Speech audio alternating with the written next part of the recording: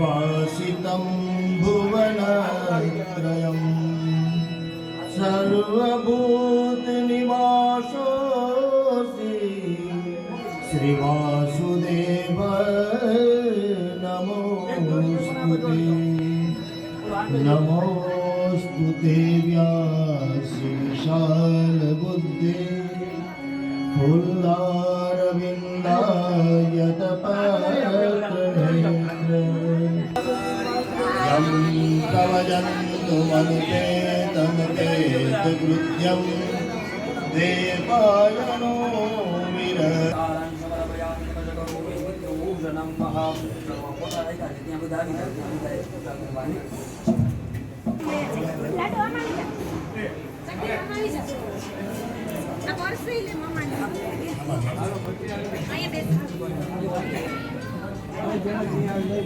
હાલો ભાઈ તમે કોઈ પણ એક જણા પેલા નંબરની અંગીથી બધા પિતૃઓના ફોટામાં હાલો તમે હાર પેલા હા હા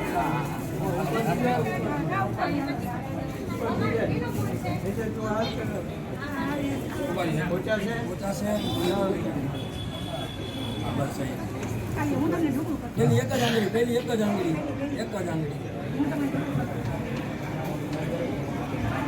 અનાદિ વિનોદી વાધંગદગદગદારક્ષ પુંડરીકાક્ષ પ્રમોક્ષ પ્રદો ભવ અલ્યબેનાથ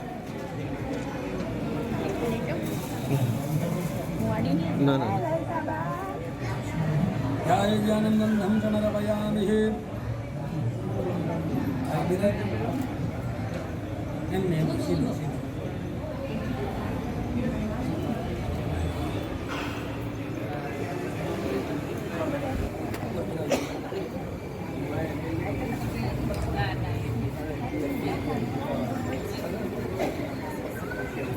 મિત્રો છે, આચાર્ય બેઠા છે, બધા શ્રોતાઓ બેઠા છે. આપણા બધાને પિતૃ અહીંયા ભટકતા હશે, વિચરણ કરતા હશે, એમને આપણે આમંત્રણ આપીએ. આજુબાજુમાં રહેતા હોય એને આપણે આમંત્રણ આપીએ કે કથા સાંભળવા માટે આવો. તો વ્યાસપીઠ ઉપરથી યજ્ઞેશભાઈ વતી આપણે એ બધાને કંકોત્રી મોકલી દે એટલે એ આપણી કથામાં આજથી આવે કે આવો ભાઈઓ આવો બહેનો કથા ગંગા નહાવો. આવો ભાઈઓ આવો બહેનો કથા ગંગા નહાવો. આવો ભાઈઓ આવો બહેનો કથા ગંગા નહાવો. આવો ભાઈઓ આવો બહેનો કથા ગંગા ગંગામાં નાવાથી શું થશે? વૈષ્ણવ થવા માટે દેવા જેવો લાવો. વૈષ્ણવ થવા માટે લેવા જે બોલાવો. આવો ભાઈઓ આવો બહેનો કથા ગંગા નહાવો.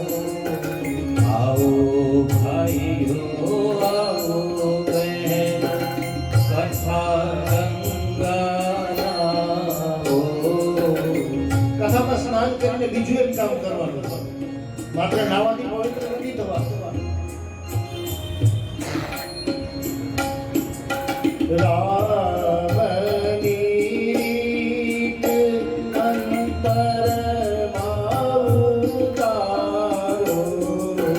રામની રીત અંતરમાં ઉતારો. રામની રીત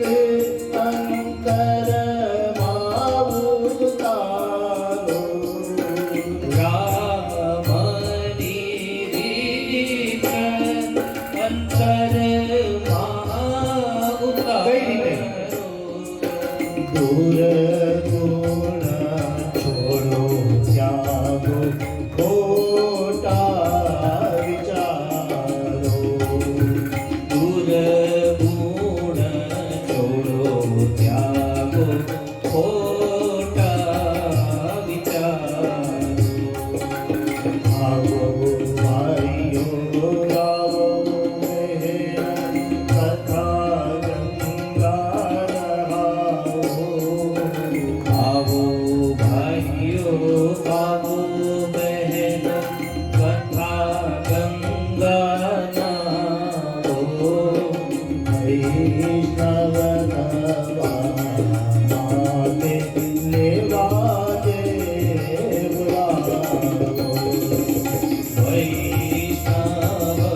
થવા માટે લેવા જે બોલાવો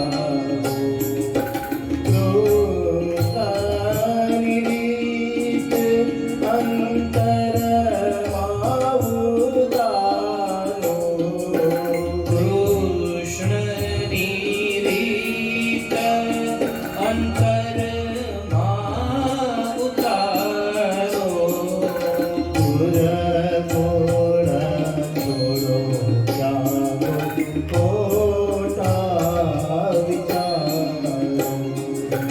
દૂર ગુણ છોડો ત્યાગો ખોટા રાધાના શ્યામી કેવા છે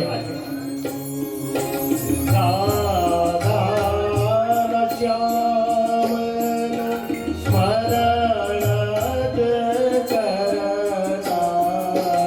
રાધાના શ્યામનું સ્મરણ જ કરતા સીતારામનું સ્મરણ જ કરતા સીતાના રામનું સ્મરણ જ કરતા ત્રિવિધના સહુ પાપ જ કરતા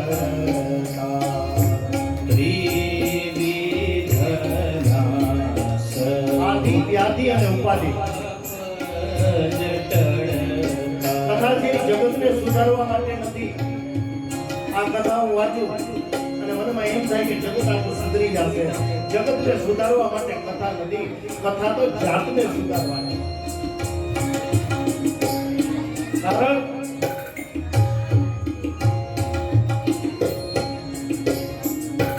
જગને સુધારવાનું અશક્ય ધારો જગને સુધારવાનું અશક્ય ધારો વિશાળ આપી સ્વમાં જળ સંકેતારો વિશાળ જેમ પાણી છે એમાં કાદવ કીચડ મલિનતા પણ છે. જળ સંકેતારો આવો ભાઈઓ આવો બહેનો તથા ગંગા નહાવો આવો ભાઈઓ આવો બહેનો કથા ગંગા નહાવો વૈષ્ણવ માટે લેવા દેવડાવો. વૈષ્ણવ થવા માટે લેવા જેવો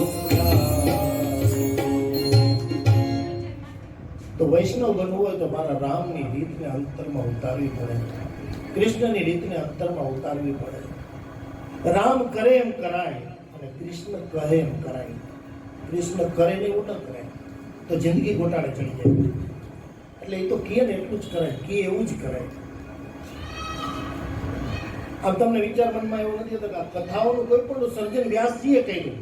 4 વેદ, 18 પુરાણ, વેદ વેદાંત અને ઉપનિષદો, આપણા 18 પુરાણો છે, 19 કોઈ પુરાણ નથી. પણ કળિયુગની અંદર બિલાડીના ટોપની જેમ મેં જોયું છે હમણાં બજારમાં 100-150 રૂપિયાની અંદર નવા પુરાણો મળતા હતા. શક્તિપીઠો માત્ર 52 જ છે, 53મી શક્તિપીઠ કોઈ છે નહીં. આપણે ગાયત્રીને શક્તિપીઠ કહી હતી, શક્તિપીઠ નથી. મા ભવાનીના અંગોના જે 52 ટુકડા થયા અને મા ભવાનીના જે અંગો પડ્યા ને એ માતાજીની શક્તિપીઠ કહેવાય છે, બાકી તો અશક્તિપીઠ કહેવાય, શક્તિપીઠ ન કહેવાય. હિન્દુ ધર્મની અંદર ગમે એવા ફેરફારો અત્યારે અસ્તિત્વમાં આવે છે, એનું કારણ કળિયુગ છે. તમારો ને મારો વાંક નથી કે સમાજનો વાંક નથી. તો રામની રીતને અંતરમાં ઉતારો, કૃષ્ણની રીતને અંતરમાં ઉતારો. વ્યાસજીએ 4 વેદ 18 પુરાણ વેદ વેદાંત અને ઉપનિષદો લખ્યા, પણ તમને કોઈને એ ખબર છે કે રામાયણની રચના શું કામ થઈ અને મહાભારતની રચના શું કામ થઈ? આ બે ગ્રંથના મૂળની અંદર છે સ્ત્રી. યા દેવી સર્વભૂતેષુ નારી રૂપેણ સંચિતા નમસ્તસ્યે નમસ્તસ્યે નમસ્તસ્યે નમઃ.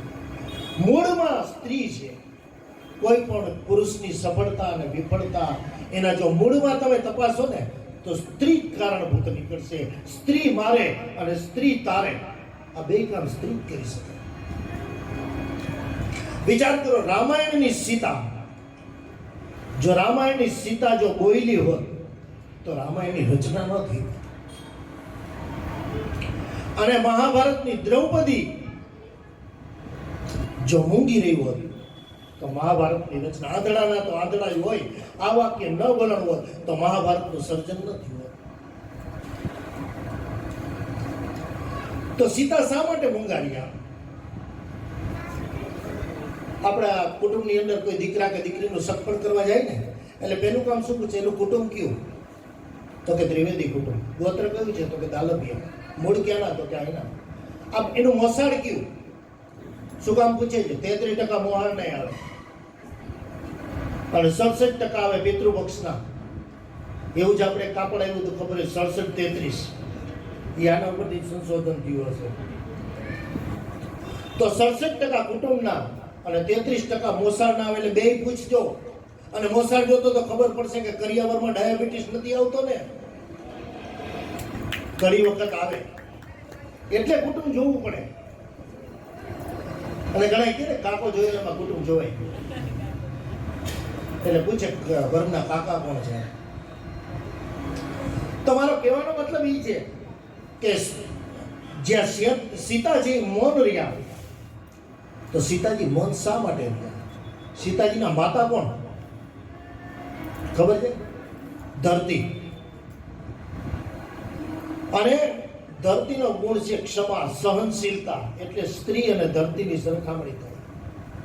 આ ધરતી પર કેટલા પાપ થાય, અને તોય બિચારી કે હાડા હાથના સ્કેલમાં ધ્રુજે, ત્યાં તો આપણે ભગવાનને યાદ કરીએ. ધ્રુજે નહીં તો બીજું શું થાય? મેં તો કેતનભાઈ જોયું છે, મદિરાપાન કરવા વાળા એમ ગ્લાસમાં આંગળી બોલીને આમ કરે. અરે રેવા દ્યો, આ હલે છે, આ એટલે જ ભૂકંપ આવે છે, એને ચડી જાય. પણ આ કળિયુગ છે. ગૌરસ બીકે ગલી ગલી ને મદિરા બીકે દુકાન. મદિરાને સરસ મજાના શોરૂમની અંદર સજાવીને રાખવામાં આવે. અને ગાય લઈને ઓલો ગોવાળીઓ, બેન ગાયનું દૂધ છે 45 લીટર તો અમારો ડેરી વાળો વેચે છે, 30 દે તો લઈ લો. અને તમે જુઓ, તમે ગમે અહીંયા શેરીમાં ગુકેડામાં જોશો તો ગાયો છે ને એવી જોખાશે. ભેંસ કે દેખાડી તમને કોઈ? એ 60,000 દાગીનો બજારમાં ન હોય બેન. અને તમે જુઓ આપણા સંસ્કૃતિની અંદર માતા એટલે કે સ્ત્રી, બીજા નંબરમાં કહું તો ભાગવતની ભાષામાં ગોપી. ગાય, ગોપી અને ગંગા, આ ત્રણેય દુઃખી છે. અને જ્યાં સુધી ગાય ને ગોપી દુઃખી છે ત્યાં સુધી કૃષ્ણ જન્મ થવાનો નથી. કોઈ રાહ જોતા નહીં. સમાજની અંદર જ્યાં સુધી જગતની બેન દીકરીઓને કેરોસીન છાંટવું પડે છે, ગળા પાસો ખાવો પડે છે, ત્યાં સુધી કૃષ્ણ જન્મ થવાનો નથી. અને કાં તો એને પરાકાષ્ઠાએ પહોંચાડો કે એનાથી સહન ન થાય તો જન્મ લે. તો કૃષ્ણને વાલી ગાય અને ગોપી, આ બે વાલા. સીતાજી માં ધરતીનું સંતાન છે એટલે એનામાં ક્ષમાનો ગુણ છે. અને દ્રૌપદીના પિતા કોણ ખબર છે? દ્રૌપદી સાક્ષાત અગ્નિકુંડમાંથી પ્રગટ થયા હતા. એટલે એકદમ ક્રોધિત છે, ઉગ્ર છે. અને હમણાં એક દિવસ બેઠો હું મંથન કરતો હતો ને, તમે મંથન કરો ને એટલે માખણ બહાર આવે. છાશમાં બેનો પેલા દહીં નાખે પછી ઓલું વલોણું લઈને એને વલોવે, અને વલોવે ને એટલે પેલા ફીણ વાળે, અને ફીણ વળ્યા પછી એમાંથી ધીરે ધીરે માખણનો પોદો, માખણ પ્રગટે છે. માખણ બનતું નથી, હવે આજે માખણ પ્રગટીને બેઠા બેઠા હું આ બધું વાંચન કરું પછી કંઈક મંથન કરતો હું બેઠો બેઠો એમાં એક માખણનો લોંદો હાથમાં આવ્યો. હવે તમે મહાભારત અને રામાયણ આ બેની વચ્ચેનો એક ભેદ જો. રામાયણની રચના શું કામ થઈ? હરણના વસ્ત્રમાંથી. આ કયો સીતાજીની ઈચ્છાથી સુવર્ણ મૃગનું ચર્મ લઈને એમાંથી મારે વસ્ત્ર બનાવવું છે.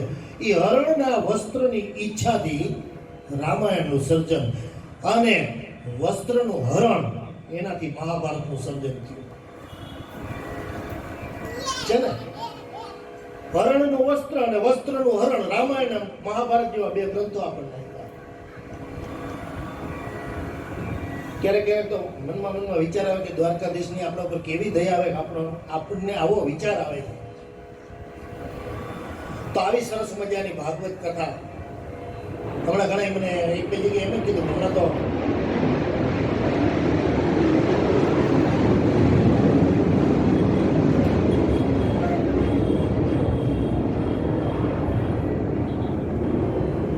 આ પ્લેનનો અવાજ એ રાષ્ટ્રભક્તિનું કીર્તન જ છે આમ તો. કારણ કે 3 પાકમાંની એક પાક છે એને બંધ કરી દઈએ એમ આપણાથી ન કહેવાય. તો કહેવાનો મતલબ કે રામાયણ અને મહાભારત આપણને ઘણું શીખવે છે.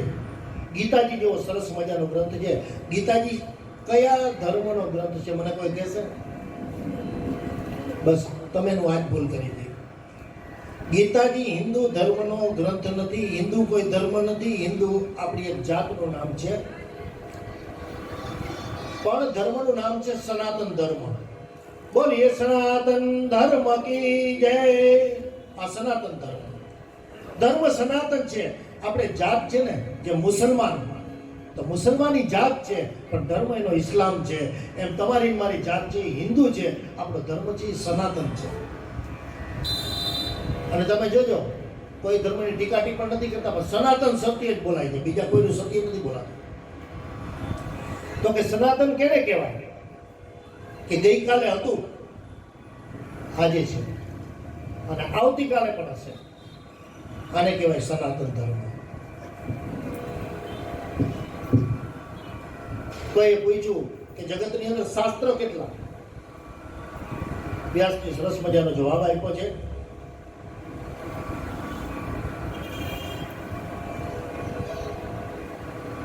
એકમ શાસ્ત્રમ દેવકી પુત્ર ગીતમ एको देवो देवकी पुत्र एको मंत्रो तस्य नामानि यानि कर्माधिकम् તસ્ય દેવસ્ય સેવા. જગતની અંદર શાસ્ત્ર એક જ છે અને દેવકી પુત્રની ગીતા. જગતમાં દેવ એક જ છે, દેવકી નંદન શ્રી કૃષ્ણ. અને જગતમાં મંત્ર એક જ છે, શ્રી કૃષ્ણનું નામ એટલે શ્રી કૃષ્ણ શરણમ મમ. આન બસો પ્રભુજી દયા કરો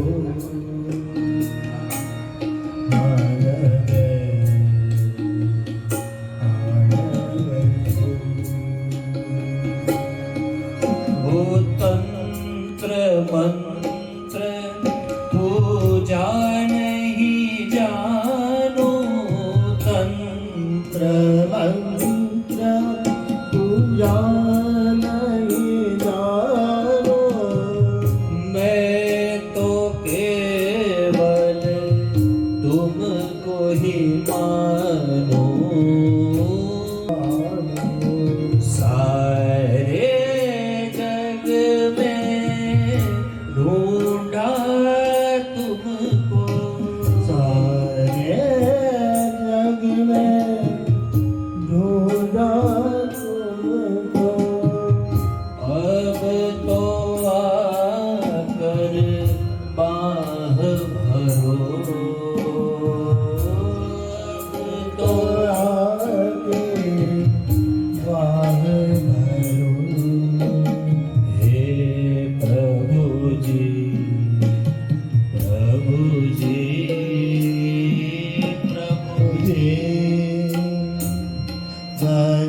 કરો મન મેં આનંદ तुम बिना लागे सुना तुम बिना लागे सुना खाली घट में प्रेम भरो खाली घट में प्रेम भरो प्रभु जी दया करो मानव आनंद सो मन में आनंद सो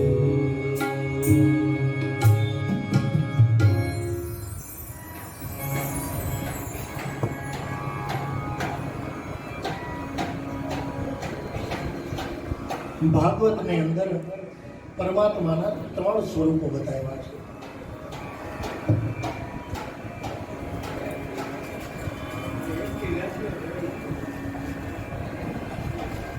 સત, ચિત્ત અને આનંદ. છાપામાં આવતું હોય કે ફલાણાભાઈ આત્મહત્યા કરી. તો આત્મહત્યા કઈ રીતે થાય? કેટલા કેટલા પ્રકારે આત્મહત્યા કરી શકાય? પહેલું તો કોઈ એમ કે પંખા સાથે દોરડું બાંધી અને માણસ લટકી જાય અને આત્મહત્યા થાય. ગાડીના પાટે સૂઈ જાય અને કપાઈ જાય તો આત્મહત્યા થાય. કોઈ પણ પોઈઝન પી જાય તો આત્મહત્યા થાય. અગ્નિ સ્નાન કરે તો આત્મહત્યા થાય. બરોબર છે? હા હોય તો હાથ ઊંચો કરો. એટલે હું થોડી મને ખબર પડે કે આમાં કેટલા હોઈ ગયા છે ને કેટલા જાગે છે. આમ હાથ ઊંચો કરો, ખાલી વાંધો નહીં. હા, આટલી રીતે આત્મહત્યા થાય. બરોબર ને? હાવ ખોટી વાત છે. ન થાય. તમે એક વસ્તુમાં માનો છો કે આત્મા છો પરમાત્મા. આત્માને બાળી શકાય? ન બાળી શકાય. આત્માને કાપી શકાય? ન કાપી શકાય. આત્માને પલાળી શકાય? ન પલાળી શકાય. તો આત્માનો તો નાશ થતો જ નથી, નાશવંત નથી. તો આત્મહત્યા કેવી રીતે થાય? થાય? તમે બધા ના પાડો છો તો હું કહું છું કે આત્મહત્યા થાય. આત્મહત્યા થાય પણ કઈ રીતે? પરમાત્માનું સ્વરૂપ કયું? તો કે સત, ચિત્ત અને આનંદ. આત્મા સૌ પરમાત્મા. પહેલી વાત, આત્મા સૌ પરમાત્મા. અને પરમાત્માના સ્વરૂપ કેટલા? તો કે સત, ચિત્ત અને આનંદ. સત એટલે સત્ય. જ્યારે તમે અસત્યનું આચરણ કરો છો ત્યારે તમે પહેલા પ્રકારની આત્મહત્યા કરી. કારણ કે પહેલું પરમાત્માનું જે પહેલું સ્વરૂપ આત્માનું છે સત્ય, એની તમે હિંસા કરી એટલે પહેલી આત્મહત્યા. ચિત્ત એટલે ચૈતન્ય.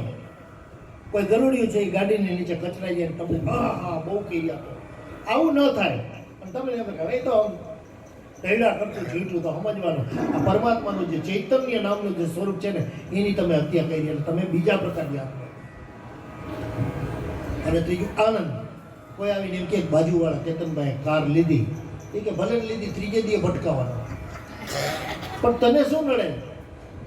બીજાનું સારું જોઈને તમને આનંદ થવો જ જોઈએ. કે ત્રિવેદી પરિવારે કથા બેહાડી, તો બેહાડી તેમાં હું નવાઈ કરી, બહુ રૂપિયો દાબીને ભેગો કર્યો. પણ તે કર્યો તો એ વાપર ને. આરતીમાં તો 2 રૂપિયા ના. બીજાનું જોઈને રાજી નથી થવું. ઘણા માણસો છે ને તમે જોયો કેળો નહીં મૂકે. દેશી ભાષામાં એને કેળો નહીં મૂકે એમ કહેવાય. એક વખત એક ભાઈ આવીને કીધું કે કિશોરભાઈના બાબાને જોવા આવ્યા છે.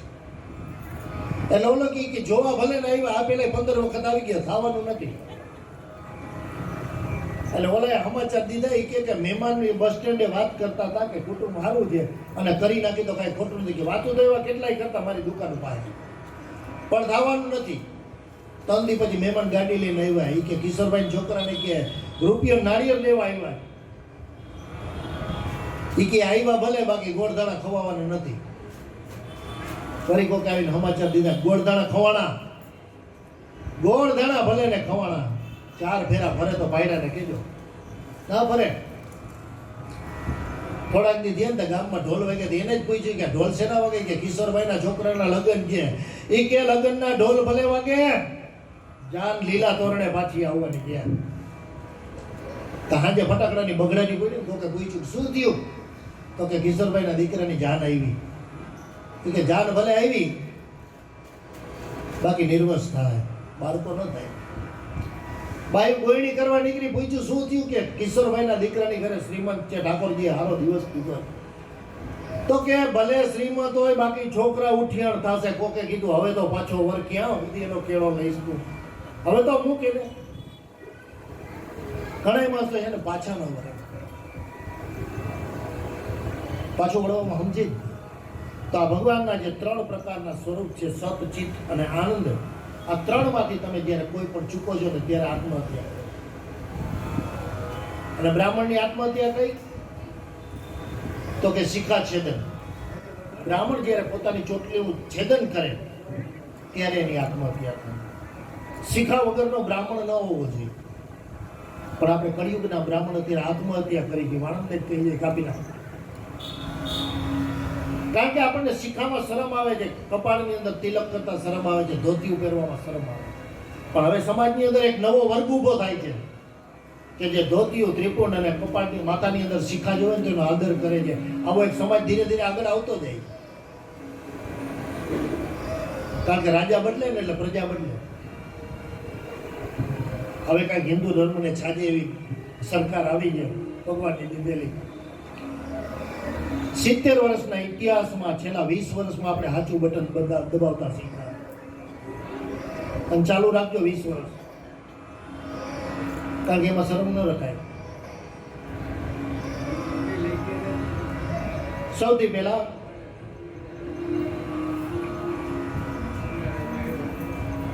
ભગવાનના સમર્થ પરિચય આપ્યો કે સામર્થ્ય શું છે. તમારે મારે કોઈ વસ્તુ બનાવવી હોય ને તો એના માટે પહેલા પદાર્થ જોશે. અને પદાર્થની અંદરથી વસ્તુનું આપણે સર્જન કરીએ છીએ. જ્યારે પરમાત્માની પાસે કોઈ પણ પ્રકારનો પદાર્થ ન હોય અને છતાં પણ એ વસ્તુનું સર્જન કરી શકે. એક કવિએ બહુ સરસ લખ્યું છે. તમે કાવ્યના શબ્દ ઉપર ધ્યાન આપજો.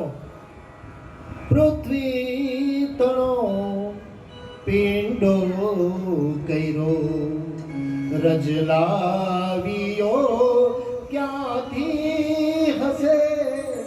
પૃથ્વી તણો પિંડો કર્યો. અત્યારે કુંભારને જો કાંઈ બનાવવું હોય ને તો માટલા માટે માટીનો પીંડો કાઢે ને તો એ પૃથ્વી પર. જ્યારે પૃથ્વી જ નહોતી ત્યારે પૃથ્વીનો પીંડો એ ગોવાળીઓ ક્યાંથી લઈ આવ્યા? પૃથ્વી તણો પિંડો કર્યો કે રજ લાવ્યો ક્યાંથી હશે. જગ ચાકડે ચડનારે એ કુંભાર બેઠો ક્યાં હશે? એ કુંભાર આખા જગતને જેથી ચાકડે ચડાવ્યું હશે તેની પહેલી વાર પૃથ્વી નહોતી નહીં તો એ બેઠો ક્યાં હશે? કાળી કાળી વાદળીનો ગોવાળ બેઠો ક્યાં હશે?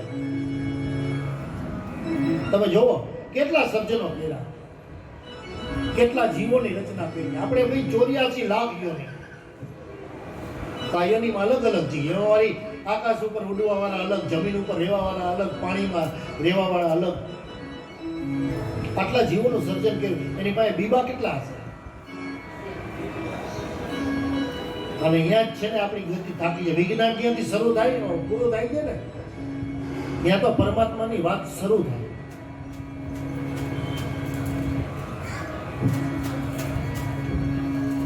તો કથા જ્યાં કરવી હોય તમારે એ જગ્યા કેવી હોવી જોઈએ?